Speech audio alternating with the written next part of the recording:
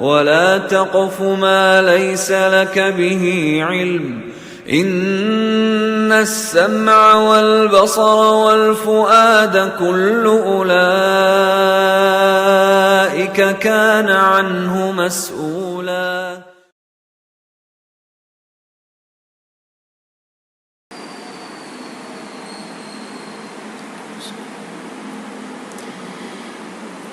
Assalamualaikum warahmatullahi wabarakatuh.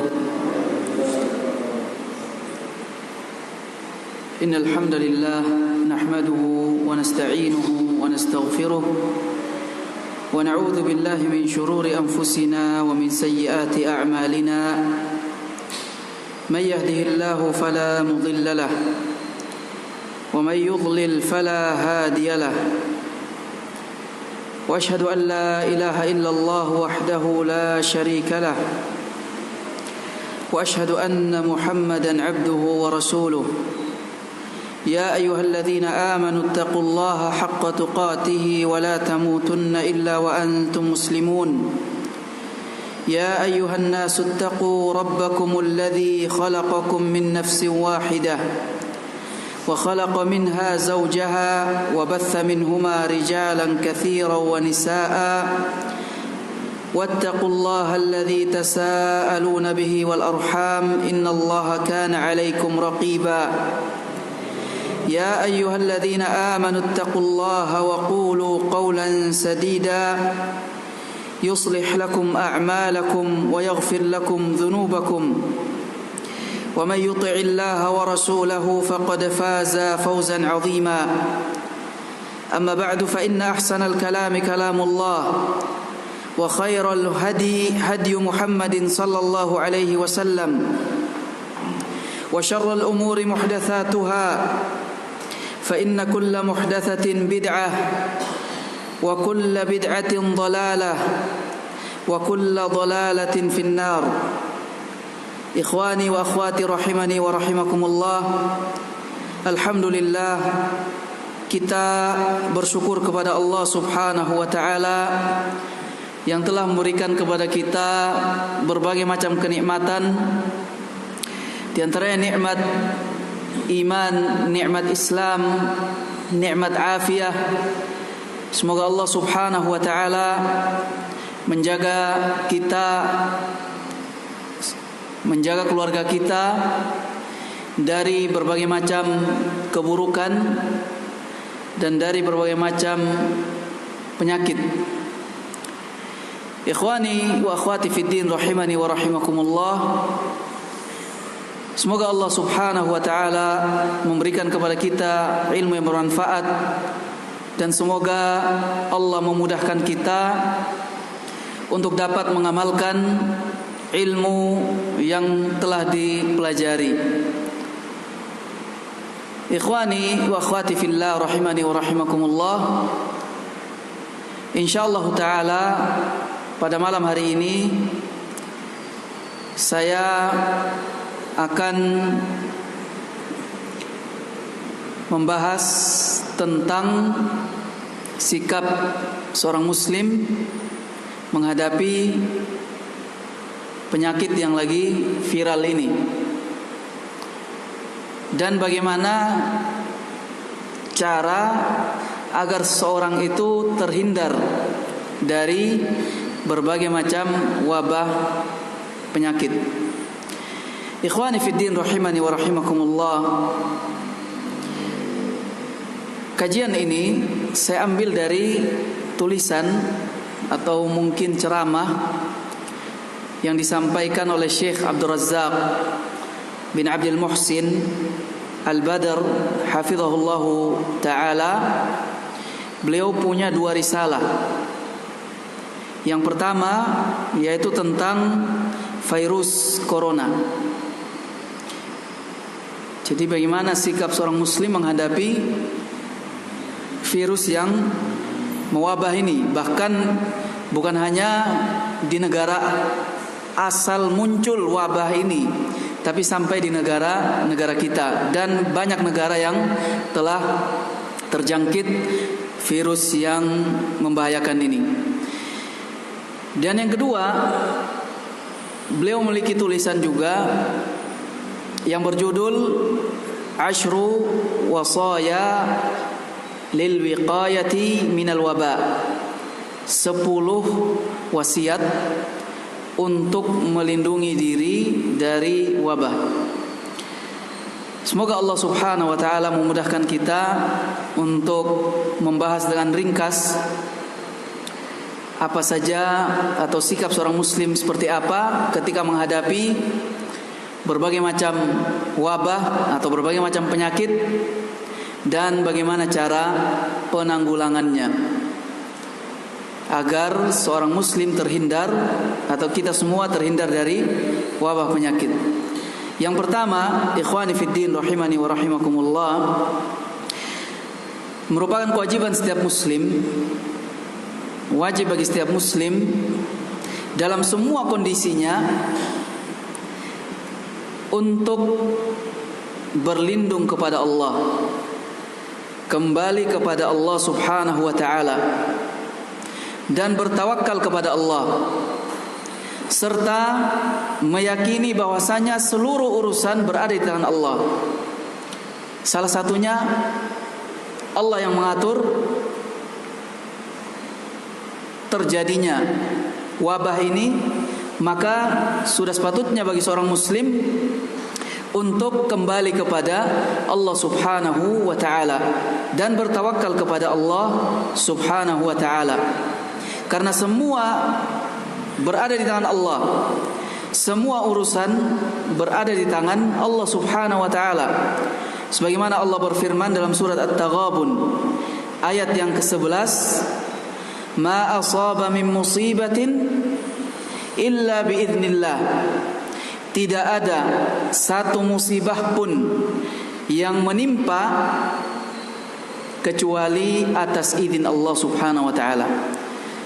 Allah yang memberikan ujian. Semua wabah menyebar atas izin Allah, maka sikap seorang muslim, dia hendaknya kembali kepada Allah Subhanahu wa taala, berlindung kepada Allah, bertawakal kepada Allah, dan harus meyakini bahwasanya semua urusan berada di tangan Allah. Wa may yu'min billahi yahdi qalbah. Barang siapa yang beriman kepada Allah, maka Allah akan berikan petunjuk kepada hatinya. Jadi ikhwani fiddin rahimani wa rahimakumullah, Allah yang telah mengatur. Dan ini salah satu bagian dari iman kepada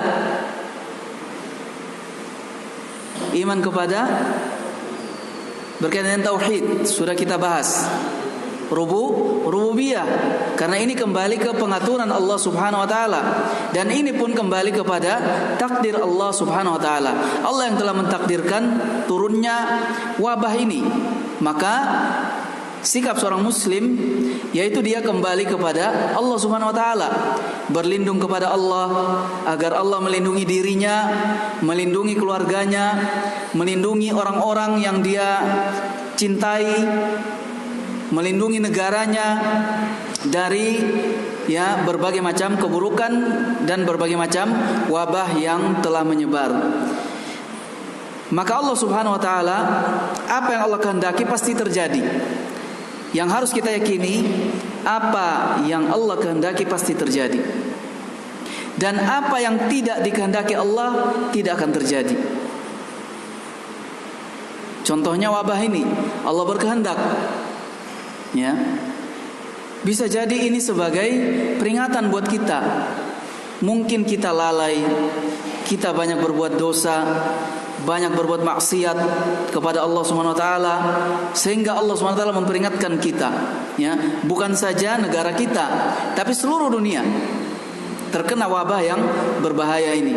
Oleh karena itu, ikhwani fiddin rahimani wa rahimakumullah, di dalam sebuah hadis dari Aisyah radhiyallahu taala anha, hadis ini sahih, diriwayatkan oleh Imam Bukhari.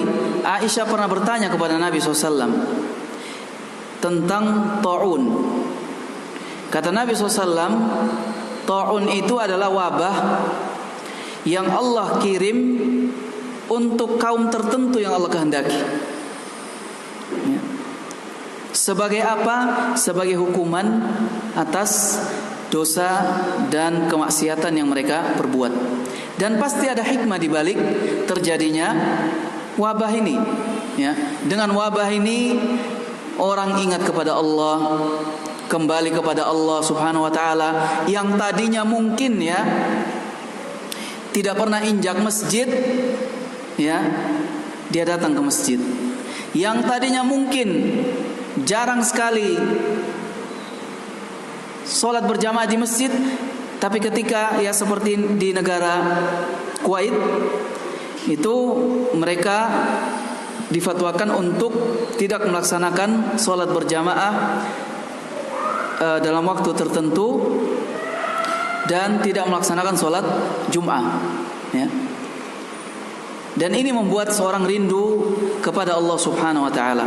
Jadi setiap ujian, setiap musibah yang menimpa seseorang atau menimpa siapapun, itu pasti ada hikmah di balik musibah tersebut. Di antaranya agar kita kembali kepada Allah Subhanahu wa taala. Kalau mungkin kita banyak melawan kelalaian, banyak melanggar, banyak tidak taat kepada Allah, maka dengan munculnya wabah ini kita kembali kepada Allah Subhanahu wa taala, berlindung kepada Allah Subhanahu wa taala, agar Allah Subhanahu wa taala melindungi kita, melindungi keluarga kita, melindungi negara kita dari berbagai macam wabah. Oleh karena Nabi alaihi salatu wassalam bersabda, ihfazillah yahfazka, jagalah Allah, jagalah batasan-batasan Allah, jagalah perintah Allah, jagalah dengan menjauhi larangan Allah, maka Allah akan menjagamu. Menjaga dari apa? Dari berbagai macam keburukan. Oleh karenanya ketika kita mendengar, ya, ada suatu wabah yang menyebar, maka sikap kita sebagai seorang muslim yang pertama kembali kepada Allah Subhanahu wa taala, bertawakal kepada Allah Subhanahu wa taala, berserah diri kepada Allah Subhanahu wa taala, dan memohon perlindungan kepada Allah Subhanahu wa taala, karena tidak ada yang bisa melindungi dari penyakit ini kecuali Allah Subhanahu wa taala. Oleh karenanya dalam ayat yang lain, surat Al-Ahzab ayat yang ke-17, Allah berfirman, "Qul man dzalladzi ya'simukum minallah." Katakanlah wahai Muhammad kepada mereka, siapakah yang dapat melindungi kalian, ya, dari keburukan selain Allah? In arada bikum su'an, kalau seandainya Allah ingin menimpakan keburukan kepada kalian, siapa yang bisa melindungi kalian? Tidak ada yang bisa melindungi kecuali Allah, ya. Karena yang namanya wabah ini atau virus ini Allah yang menciptakan, dan Allah lah yang bisa melindungi siapa yang Allah kehendaki. Oleh karenanya hendaknya kita kembali kepada Allah, berdoa kepada Allah, minta perlindungan kepada Allah Subhanahu wa taala. Kemudian kata Allah, au arada bikum rahmah, atau seandainya kalau Allah menginginkan untuk memberikan rahmat kepada kalian, ya, siapa yang bisa menghalangi? Tidak ada seorang pun yang bisa menghalangi jika Allah ingin memberikan rahmatnya kepada hambanya yang diinginkan. Sebaliknya ketika Allah ingin menimpakan suatu keburukan kepada seorang hamba, maka tidak ada seorang pun yang bisa menolong orang tersebut kecuali Allah Subhanahu wa taala. Kemudian juga dalam ayat yang lain, surat Az-Zumar ayat yang ke-37, Allah berfirman, in aradani Allahu bidurrin, jika seandainya Allah menghendaki untuk memudaratkan aku, memberikan bahaya, yang menimpakan suatu keburukan kepadaku. Kemudian kata Allah, hal hunna kashifatu durri, apakah sesembahan-sesembahan yang mereka sembah selain Allah dapat menghilangkan bahaya yang akan menimpa diriku? Bisa enggak? Enggak bisa. Ya. Sama-sama makhluk, tidak bisa melindungi, Apalagi ya, yang disembah itu tidak bisa mendengar, tidak bisa melihat, tidak punya ruh, ya, lemah.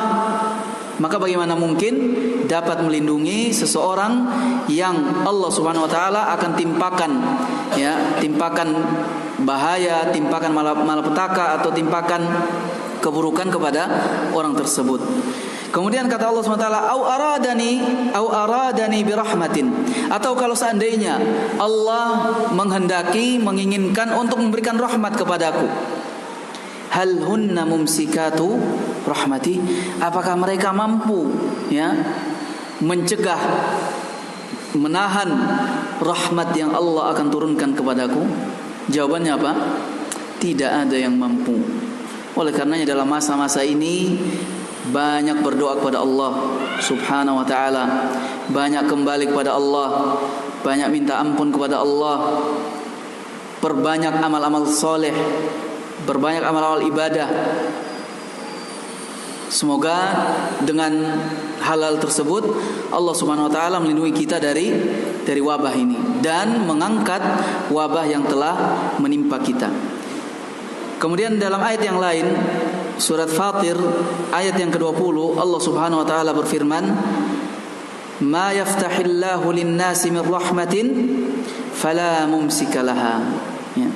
Tidak ada satu rahmat pun yang Allah bukakan untuk manusia, ya, fala mumsika laha, maka tidak ada seorang pun yang bisa mencegah orang tersebut untuk mendapatkan rahmat.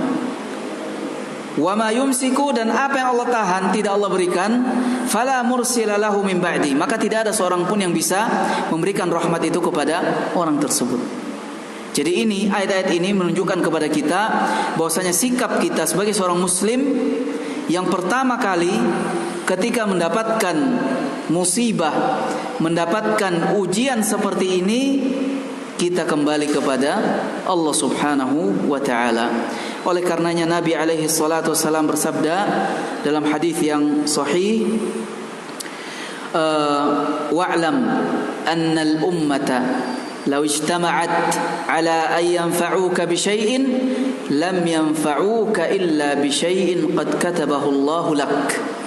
Ketahuilah, seandainya semua umat berkumpul untuk memberikan manfaat kepadamu dengan suatu manfaat, mereka tidak akan mampu memberikan manfaat tersebut kepadamu kecuali apa yang telah Allah tuliskan untukmu. Jadi ini pun bagian dari takdir Allah Subhanahu wa taala. Tidak ada yang bisa menolong, menghilangkan wabah yang telah menyebar ini kecuali khaliquhu, zat yang telah menciptakannya, yaitu Allah Subhanahu wa taala. Kemudian kata Nabi SAW, walau ijtama'u, kalau seandainya mereka berkumpul ala an yadurruka bi syai'in, untuk mencelakakanmu, lam yadurruka illa bi syai'in qad katabahu Allahu 'alaik, niscaya mereka tidak akan mampu untuk membahayakanmu kecuali apa yang telah Allah tuliskan untukmu. Rufi'atil aqlam wa jaffatis suhuf, ya, pena telah diangkat dan lembaran telah kering. Jadi ini bagian dari takdir Allah yang telah Allah tetapkan, yang telah diatur oleh Allah Subhanahu wa taala, dan pasti, ya, yang wajib kita yakini pasti ada hikmah di balik kejadian ini. Ya. Tidak ada suatu bencana pun yang Allah berikan melainkan pasti ada pelajaran, ada ibrah, ada hikmah yang bisa kita ambil dari musibah tersebut. Kemudian ikhwani fiddin rahimani wa rahimakumullah, maka kalaupun seandainya ada yang telah tertular, maka hendaknya dia berharap kesembuhan dari Allah Subhanahu wa ta'ala. Berharap kepada Allah kesembuhan. Yang belum terkena, dia meminta kepada Allah agar Allah menyelamatkannya dari wabah penyakit ini. Kata Allah Subhanahu wa ta'ala, wa may ya'tasim billah, barang siapa yang berpegang teguh dan agama Allah, maka faqad hudiya ila siratin mustaqim, berarti dia telah diberikan petunjuk kepada jalan yang lurus. Ini sikap yang pertama. Ya, sikap yang pertama yaitu kembalikan kepada Allah. Kita kembali kepada Allah, bertawakal, berserah diri kepada Allah Subhanahu wa taala. Kemudian sikap yang kedua, ya, yang harus kita lakukan yaitu hendaknya kita berusaha untuk menjaga perintah-perintah Allah Subhanahu wa taala. Kita berusaha menjaga perintah-perintah Allah dan berusaha menjauhi larangan-larangan Allah Subhanahu wa taala. Sebagaimana hadis yang kita bacakan tadi, ihfazillaha yahfazka, ihfazillaha tajidhu tujahak. Jagalah Allah, niscaya Allah akan menjagamu. Ya, pertanyaannya, loh, apa maksud menjaga Allah?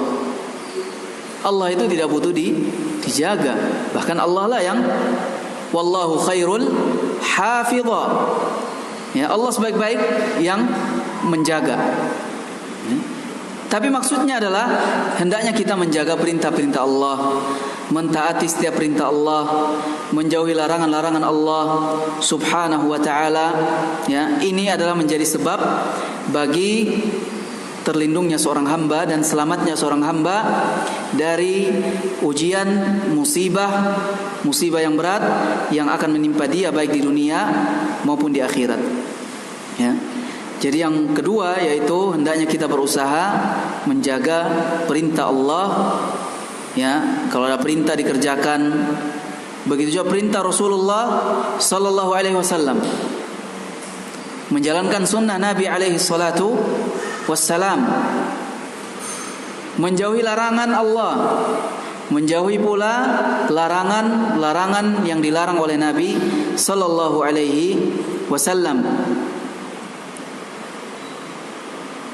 Maka musibah apapun yang menimpa tidak akan mungkin ada yang bisa mengangkatnya kecuali Allah Subhanahu wa taala. Oleh karenanya seorang mukmin,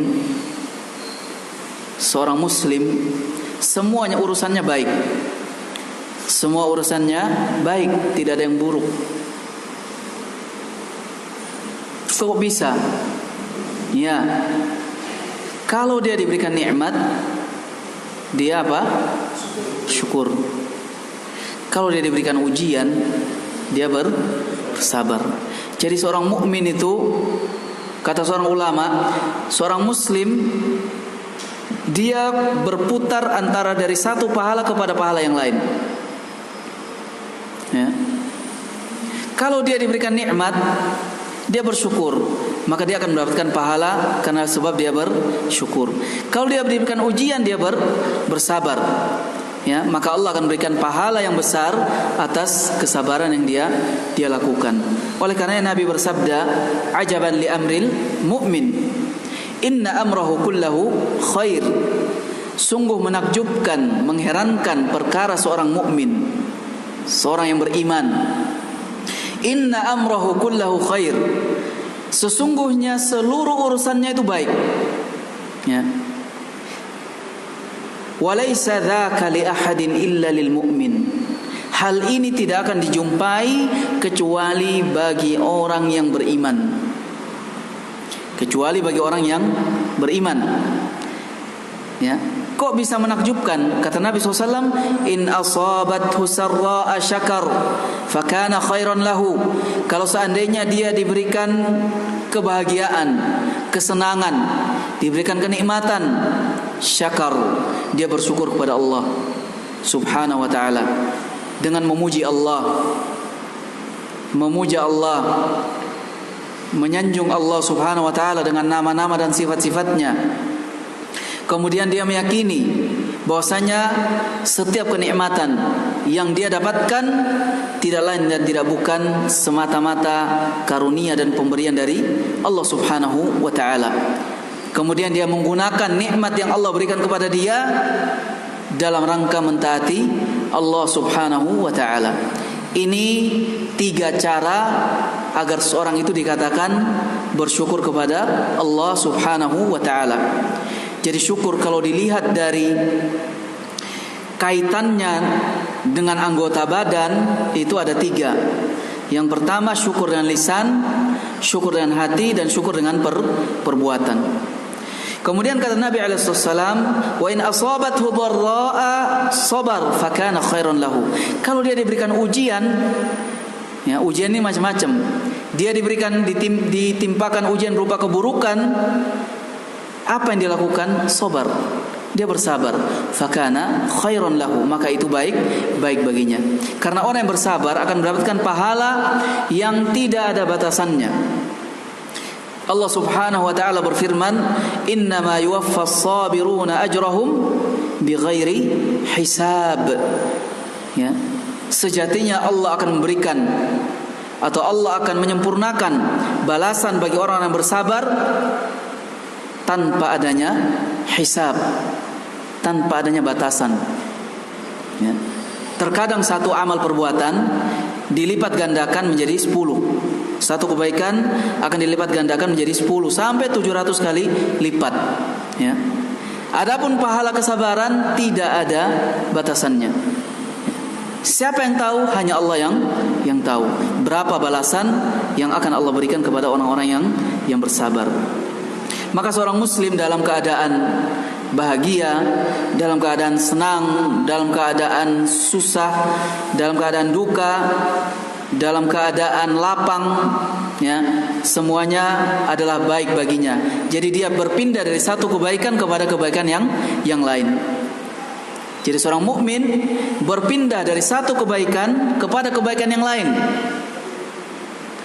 Berbeda dengan orang kafir, dari satu keburukan kepada keburukan yang lain. Oleh karena Nabi alaihissalam mengatakan, "Walaisa dzaka illa ahadin illa lil mu'min." Hal ini tidak akan dijumpai kecuali dari orang yang beriman. Ini sikap yang kedua. Kemudian yang ketiga, berapa menit lagi Isya? 10 menit. Mudah-mudahan bisa selesai insyaallah. Kemudian yang ketiga, sikap kita yaitu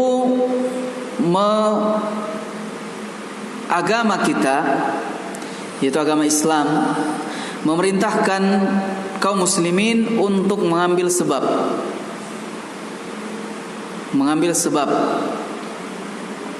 Sebab-sebab tentunya yang disyariatkan, entah itu as-sabab al-kauni atau as-sabab asy-syar'i. Sebab-sebab kauni, ya, seperti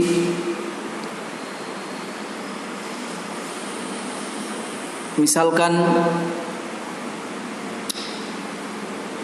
penelitian yang dilakukan di laboratorium, ya, ini namanya mengambil sebab kauni, ya, obat.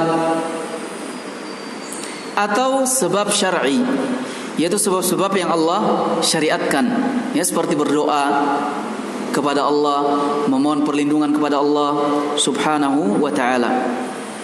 Jadi sebab-sebab yang bisa, ya, melindungi dia sebelum terjadi atau sebelum terkena penyakit ini, atau mengobati dia setelah terkena penyakit. Jadi ada namanya at-tibbul wiqai, ya.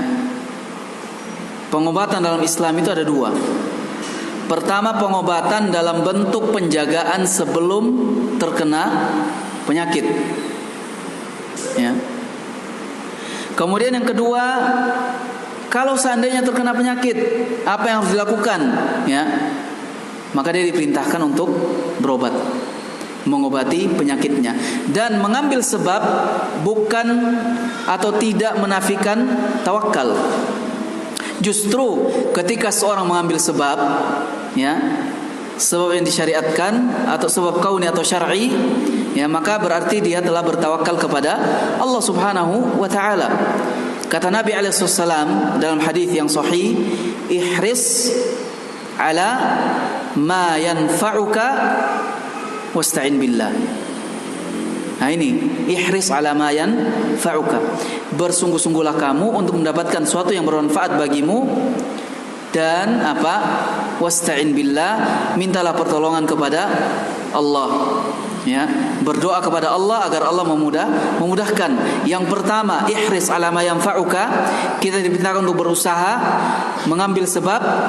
Yang kedua, ya, wasta'in billah. Jangan bersandar kepada sebab tersebut, tapi bersandarlah kepada Allah Subhanahu wa taala. Dan dalam hadis yang lain juga Nabi SAW bersabda, innamal ilmu bitta'allum. Ilmu itu didapatkan dengan belajar. Belajar sebab tujuannya untuk mendapatkan ilmu, ya. Jadi dalam Islam ada dua jenis pengobatan. Pengobatan yang dilakukan sebelum terkena penyakit, ya, dan pengobatan yang dilakukan setelah terkena penyakit. Maka ikhwani fiddin rahimani wa rahimakumullah,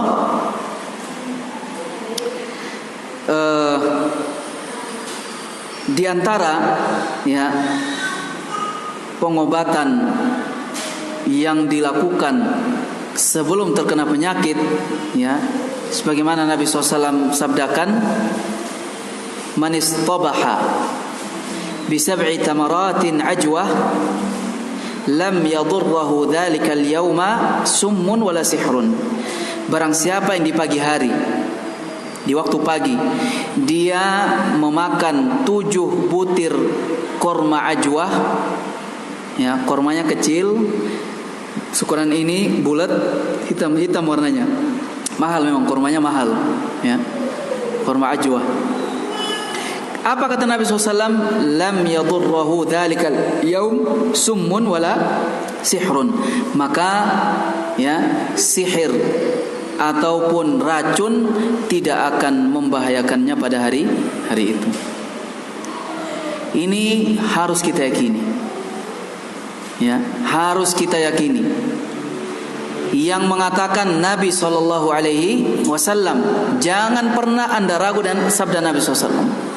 Ya, selama sabda itu sahih, selama hadis itu sahih, jangan pernah ada keraguan dalam hati kita, walaupun sebesar biji dzarrah, dengan apa yang Nabi SAW sampaikan. Jadi kalau kita ingin diri kita terlindungi dari sihir, dari racun, ya, maka coba di waktu pagi kita mengkonsumsi 7 butir korma ajwah, ya. Insya Allah seseorang akan terlindungi dari sihir dan racun. Kemudian dalam hadis yang lain, ya, Nabi alaihi salatu wassalam bersabda, ma min abdin yaqulu fi as-sabahi kulla yawmin wa masa'i kulli lailatin. Tidaklah seorang hamba berdoa di waktu pagi dan di sore hari, ya, dengan membaca bismillahilladzi la yadurru ma'asmihi syai'un fil ardi wala fis sama' wa huwas sami'ul alim, sebanyak 3 kali, ya, fayadurruhu syai'un, ya, atau lam yadurruhu syai'un, maka dia tidak akan, ya, dibahayakan oleh apapun. Jadi, dan di 10 wasiat yang disampaikan oleh Syekh Abdul Razak, salah satunya, ya, dengan membaca doa ini, membaca bismillahilladzi la yadurru ma'asmihi syai'un fil ardi wala fis sama' was-sami'u al-alim. Kemudian juga yaitu dengan membaca surat Al-Baqarah. Ya, ini cara lain untuk melindungi diri dari sebelum terkenanya, ya, penyakit atau yang lainnya, musibah atau wabah.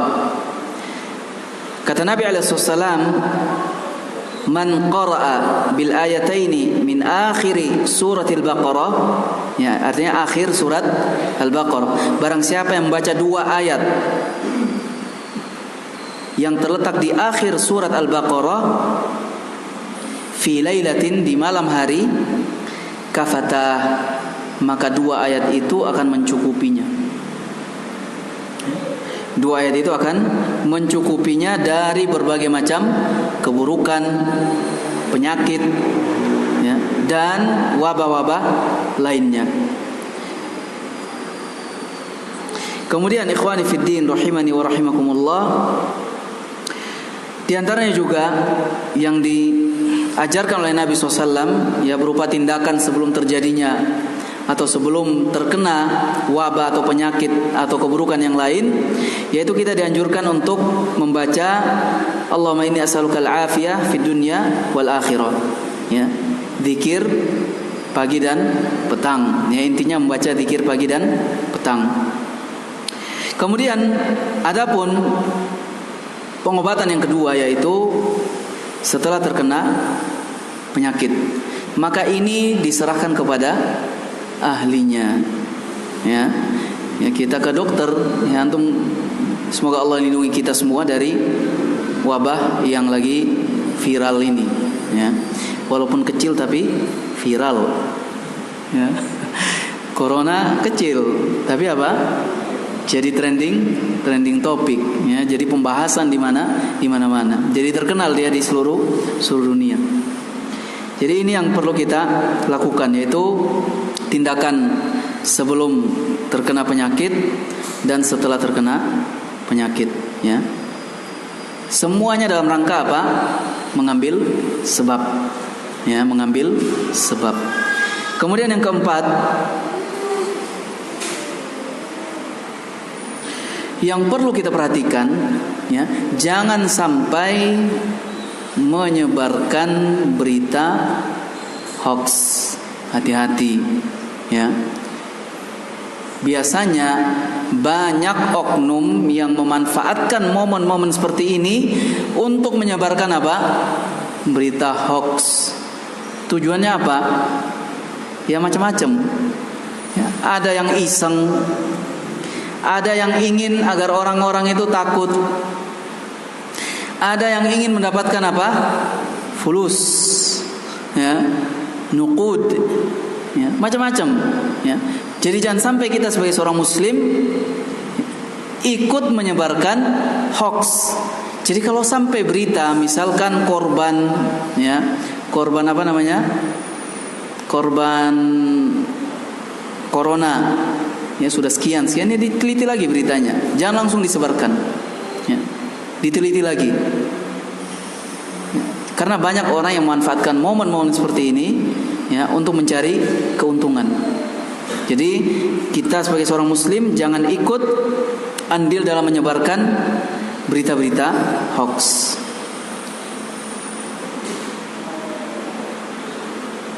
Kemudian yang kelima,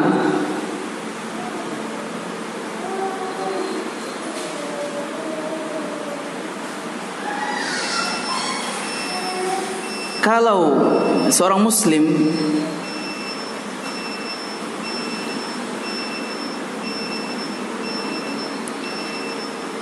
yang telah terkena penyakit ini, ya, kalau seandainya dia bersabar, kemudian yang kedua dia mengharapkan ganjaran dan pahala dari Allah Subhanahu wa ta'ala, maka ini menjadi sebab, ya, Allah akan mengangkat derajatnya. Jadi jangan khawatir. Kalaupun sudah ada di antara kaum muslimin yang terkena penyakit ini, bersabar, ya. Bersabar itu bukan artinya tidak berusaha untuk mencari obat, ya. Itu namanya pasrah. Orang bersabar sambil mengambil sebab, ya. Sudahlah, saya sabar, ya. Kan sudah apa? Sudah suratan takdir, ya. Jadi saya bersabar, ya. Tidak seperti itu. Dia bersabar sambil berusaha untuk mengobati penyakitnya dan berharap ganjaran dan pahala dari Allah Subhanahu wa ta'ala, ya. Karena ini adalah ujian, maka dihadapi dengan sabar. Oleh karenanya Allah Subhanahu wa ta'ala berfirman, "Walanabluwannakum bisyai'in minal khaufi wal ju'i wa naqsim minal amwali wal anfusi wath thamarat. Terus wa basyiris sabirin. Dan kami akan menguji kalian ya dengan sedikit dari rasa takut, kelaparan, ya, kekurangan harta, kekurangan jiwa. Kekurangan jiwa artinya bisa berarti sakit. Ya. Wathamarat, buah-buahan yang berkurang. Yang antum lihat akibat dari dampak virus ini, ekonomi jadi macet. Ya. Orang takut ke warung, takut keluar. Ya. Ini ujian dari Allah Subhanahu wa ta'ala. Kemudian apa kata Allah? Wa basyiris sabirin. Semua ini menimpa manusia, siapa saja, yang muslim ataupun yang kafir, akan Allah berikan ujian berupa apa?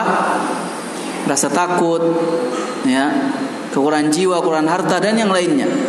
Tapi apa kata Allah? Wa basyiris as-sabirin. Maka berbahagialah, berikanlah kabar gembira kepada orang-orang yang bersabar. Siapa mereka?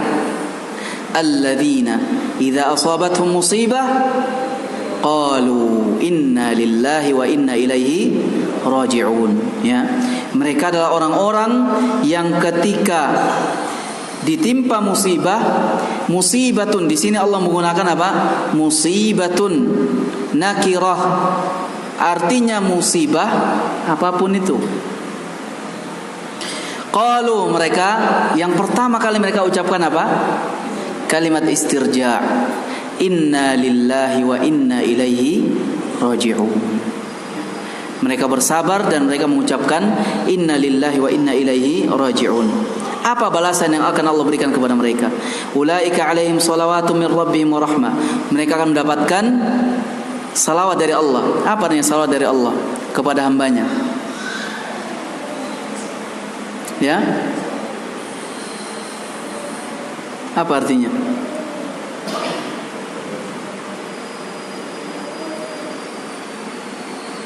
Mendapatkan ganjaran, ya, pujian dari Allah Subhanahu wa ta'ala. Wa rahmah, dan mereka akan mendapatkan rahmat. Wa ulaika humul muhtadun, mereka lah orang-orang yang mendapatkan petunjuk.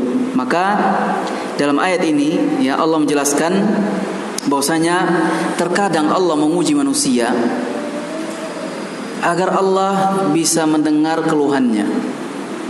Jadi jangan dianggap ujian itu semuanya buruk. Mungkin buruk bagi kita, ya. Tapi kebanyakan manusia itu sadar ketika diberikan ujian, ya. Kalau tidak ada ujian, kalau kenikmatan terus orang dapatkan, ya, maka dia akan lalai, sombong, ya. Begitu pula kalau seandainya diberikan ujian terus tidak ada nikmatnya, apa yang dilakukan? Dia akan putus asa dari rahmat Allah SWT. Makanya ada ujian, ya, dengan kebaikan dan keburukan, agar ketika, ya, Allah SWT berikan dia ujian berupa kebaikan, dia bisa bersyukur, dan ketika diberikan ujian berupa keburukan, dia bisa bersabar, ya.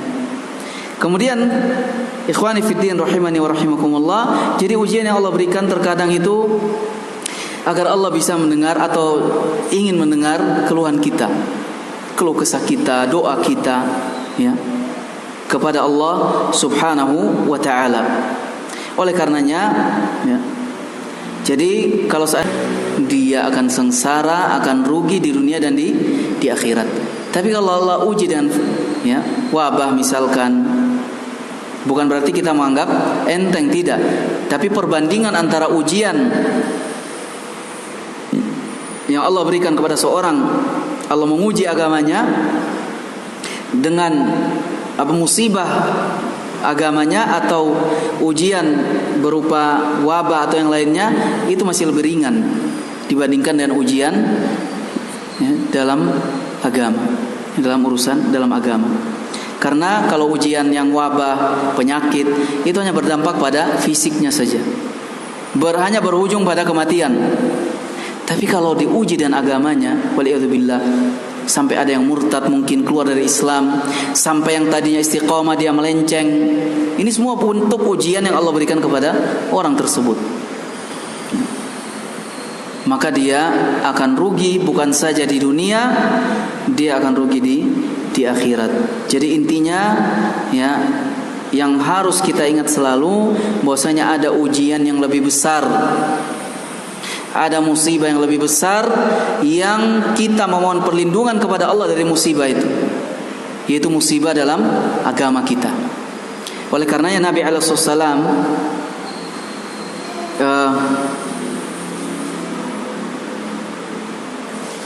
Shuraih Al-Qadhi, ya, Shuraih Al-Qadhi, beliau mengatakan, ya, ada dalam doa Nabi SAW,